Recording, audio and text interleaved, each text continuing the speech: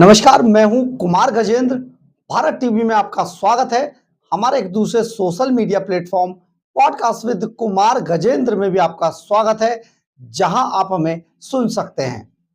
राज्यसभा के अंदर गृह मंत्री अमित शाह, जो अमूमन उनके बारे में देखा जाता है कि शांत रहते हैं और शांत प्रवृत्ति से ही वो जवाब देते हैं, अचानक टीएमसी के एक सांसद पर भड़क गए और भड़क कर यहां तक उन्होंने कह दिया कि हम राज्यसभा में या यहां तक जो पहुंचे हैं किसी की कृपा से नहीं पहुंचे हैं, चुनाव जीतकर, और एक दो बार नहीं, 7 बार चुनाव जीतकर राज्यसभा या सरकार तक पहुंचे हैं। दरअसल है क्या, सदन के अंदर राज्यसभा में चर्चा चल रही थी और टीएमसी के एक सांसद हैं गोखले। ये जो गोखले हैं, साकेत गोखले, ये इनका क्वेश्चन आवर में इनका सवाल लगा हुआ था और इन्होंने जिस तरीके से सवाल पूछना शुरू किया वो सचमुच बहुत ज्यादा भ्रामक था। दरअसल साकेत गोखले जो केंद्रीय एजेंसियां हैं, यानी कि ईडी और सीबीआई, इनके बारे में बता रहे थे। सवाल था गृह मंत्रालय पे और गोखले ने पूछना शुरू कर दिया कि सेंट्रल एजेंसियां किस तरीके से गृह मंत्रालय के दबाव में काम करती है। तो अमित शाह बीच में खड़े हुए, उन्होंने कहा, पहले तो मान्यवर सदस्य को यह पता ही होना चाहिए। आप यहां पर यह भी देखिए कि एक सांसद जैसे प्रतिष्ठित पद पर बैठे हुए व्यक्ति अपने सवाल के दिन भी पढ़कर नहीं आते हैं, ऐसे ही चल देते हैं, क्योंकि मन के अंदर, दिमाग के अंदर एक गुस्सा भरा होता है और सिर्फ सरकारों को बदनाम करने के लिए अपोजिशन के लोग संसद के सदन तक पहुंचते हैं। यही कारण था कि गोखले ने इस पर बोलना शुरू किया कि केंद्रीय एजेंसियां किस तरीके से काम करती हैं और वहां पर इतने सारी रेड और इतने सारे मुकदमे हुए। इस पर गृह मंत्री अमित शाह खड़े हुए और उन्होंने शालीनता से कहते हुए कहा कि आपको शायद ये पता होना चाहिए कि ईडी और सीबीआई जो है वो गृह मंत्रालय के अंडर में नहीं आती है। एक सांसद का ये ना पता होना जिस पर वो सवाल पूछ रहा है कि वो एजेंसी उस डिपार्टमेंट के अंडर आती भी है कि नहीं आती है, सचमुच बेहद शर्मनाक था। इसके अलावा अमित शाह साकेत गोखले पर भड़कते हुए उन्होंने कहा कि हम यहां पर किसी के आशीर्वाद से या किसी की कृपा से नहीं पहुंचे हैं, 7 बार चुनाव जीतकर यहां तक आए हैं, इसलिए आप ये तो कहना छोड़ दीजिए। इतना ही नहीं, साकेत गोखले ने कहा कि अभी तो सवाल पूछा भी नहीं है, गृह मंत्री जी पहले ही डर गए।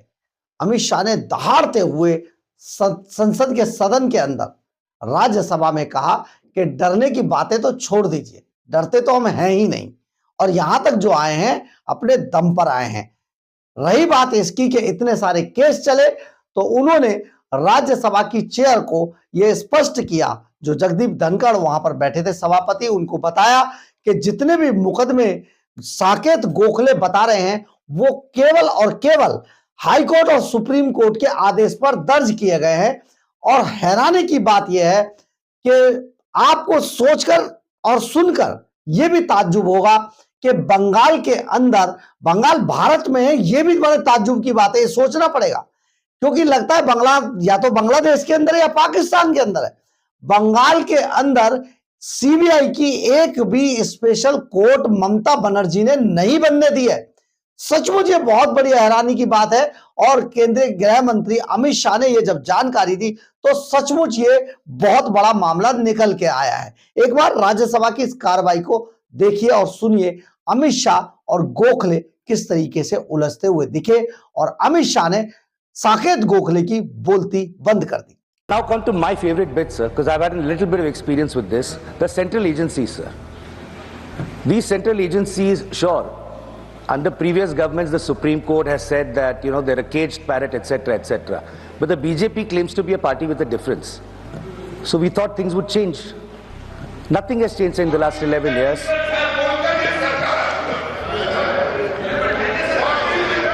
For the benefit of the honorable member, sir, I'm going to now read out the glorious record of the CBI, sir.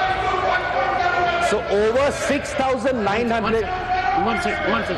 Honorable Home Minister. मान्यवर, मुझे लगता है आपने गृह विभाग की चर्चा के लिए इनिशिएट करने के लिए किया है। शायद उनको मालूम नहीं है माननीय सदस्य जी को कि सीबीआई और बाकी सारी एजेंसियों के नाम जो वो बोलना चाहते होंगे एक भी गृह विभाग में नहीं है। ये क्या मीमांसा करे? उनको सिर्फ गृह विभाग की बारे में चर्चा करना चाहिए। मेरा एक टेक्निकल ऑब्जेक्शन, अगर आप एरिया वाइड करना चाहते हो तो फिर मुझे भी करने दीजिएगा, जवाब देने में हर चीज का जवाब दिया जाएगा।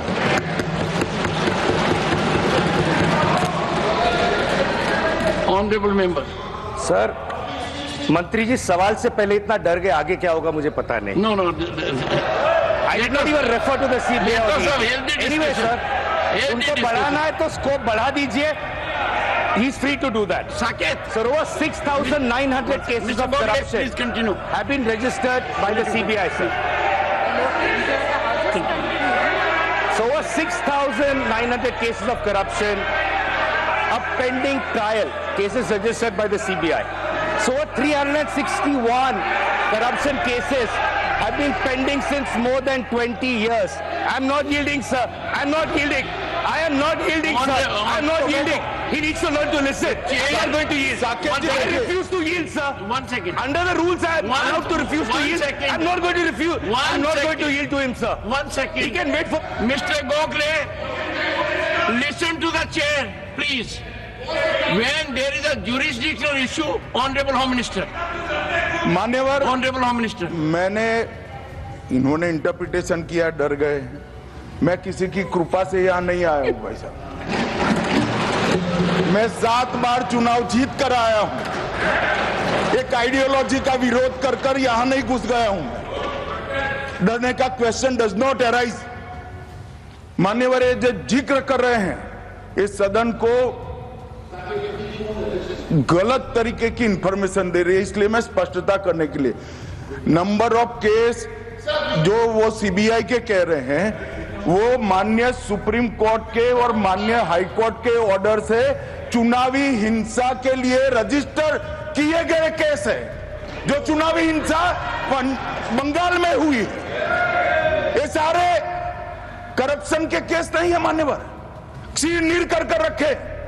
और चुनावी हिंसा किस प्रकार की?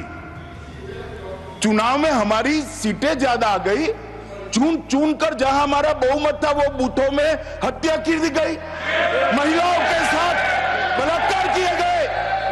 जब पीड़ित लोग, कोई एक्शन नहीं, कोई अरेस्ट नहीं, पीड़ित लोग जब पहुंचे हाई कोर्ट में, हाई कोर्ट के ऑर्डर से सीबीआई को जांच दिया गया है मान्यवर। हाई कोर्ट के ऑर्डर से दिया गया है। ये सुप्रीम कोर्ट को भी नहीं मानेंगे, हाई कोर्ट को भी नहीं मानेंगे। जमींदारी कौन कर रहा है वो अब पूरा देश देखेगा। अब हाई कोर्ट को भी नहीं मानते हो। ये सारे सीबीआई के जो केस है मान्यवर, हाई कोर्ट और सुप्रीम कोर्ट के ऑर्डर से रजिस्टर्ड किए गए हैं और ये कह रहे हैं इनमें परिणाम नहीं आ रहा है। मैं इसलिए परिणाम नहीं आ रहा है, एक भी सीबीआई स्पेशल कोर्ट आज बंगाल में नहीं है, एक भी नहीं बनाई है। आपने देखा होगा केंद्रीय गृह मंत्री अमित शाह ने साकेत गोखले की बोलती बंद कर दी और उनको यह बता दिया कि आप ना पढ़कर आते हैं ना लिखकर आते हैं, आप बस उठकर चले आते हैं और मन में केवल एक ही बात होती है कि विरोध सरकार का कैसे करना है ताकि दूसरे जो देश है उनके जो आका हैं वो कैसे खुश हो पाए। इतना ही नहीं, इसी मामले को लेकर जब बहस आगे बढ़ी तो बीच में जो सुधांशु त्रिवेदी हैं भारतीय जनता पार्टी के राज्यसभा सांसद, उनको भी बोलने का मौका मिला और उन्होंने इस तरीके से पस्त कर दिया शत्रुओं को कविताई अंदाज में, एक एक शब्द के साथ, जिस तरीके से विपक्ष को यह बता दिया कि आप उनके आगे कहां पर हैं, ये खुद ही आंक लीजिए। सुनिए एक बार सुधांशु त्रिवेदी को। डुप्लीकेशन की बात करना चाहते हो तो पहले सिटीजनशिप डुप्लीकेशन तो क्लियर कर लीजिए। क्यों नहीं एनआरसी के लिए हाँ बोल देते हैं, उसके बाद ये मुद्दा ही खत्म हो जाएगा। भाई जब आप कह रहे हैं कि वोटर्स को लेकर आपके मन में संदेह है तो एक बार एनआरसी करवा दीजिए, दूध का दूध पानी का पानी। मगर सभापति महोदय, एनआरसी क्यों नहीं करानी है? उसका कारण यह है कि पिछले चुनाव में सबसे बड़ी जीत कहां पे हुई है? असम की धुबरी सीट पे कांग्रेस के नेता रकीबुल हसन 10,25,000 से जीते हैं। और असम के जो हमारे साथी यहां बैठे होंगे, धुबरी को मिनी बांग्लादेश कहा जाता है। तो इसलिए एनआरसी नहीं करानी है, मगर डुप्लीकेशन का मुद्दा उठाना है। मैं पूछना चाहता हूं जो लोग इस विषय को उठाना चाहते हैं। सर मैंने तो बोला ही नहीं, मैंने तो सिर्फ ये तारीफ की वो जीते हैं। I have just put up the facts and nothing personal. I have said he has got the biggest. Sir हमने तो सिर्फ एक डाटा बताया है। सुधांशु जी, टेक योर सीट। मान्यवर, मैं बड़े ध्यान से माननीय सदस्य का भाषण सुन रहा था। इन्होंने कोई टिप्पणी माननीय सदन के दूसरे सदन के सदस्य के लिए नहीं की। इनका जीत का मार्जिन बताया, वो रिकॉर्ड का हिस्सा है मान्यवर, भारत के चुनाव आयोग के रिकॉर्ड का हिस्सा है। और इसमें अगर थोड़ा ऊपर नीचे होगा 2-5 हजार, तो कल भाई लेटर देकर सुधार देना सुधांशु। आपने देखा होगा सुधांशु त्रिवेदी ने पूरे विपक्ष और खास तौर पे साकेत गोखले की किस तरीके से वाट लगा दी। तो ये एक बहुत दिलचस्प था, लेकिन केंद्रीय गृह मंत्री अमित शाह का जो अंदाज था वो सचमुच ये दर्शाता है कि भारत आज प्रधानमंत्री नरेंद्र मोदी के नेतृत्व में किस तरीके से आगे बढ़ रहा है। किसी भी विपक्ष के नेता को जो एनआरसी नहीं कराना चाहते और डुबरी के मामले पर बोलते हैं, इस पर भी सबको जमीन दिखा दी गई। बहरहाल, अगर आपको हमारी खबर अच्छी लगे तो आप इसे लाइक, सब्सक्राइब और शेयर जरूर करें। कमेंट्स बॉक्स में अपनी राय जरूर लिखें, इससे हमें बहुत बहुत बहुत ऊर्जा मिलती है। जय हिंद, जय भारत।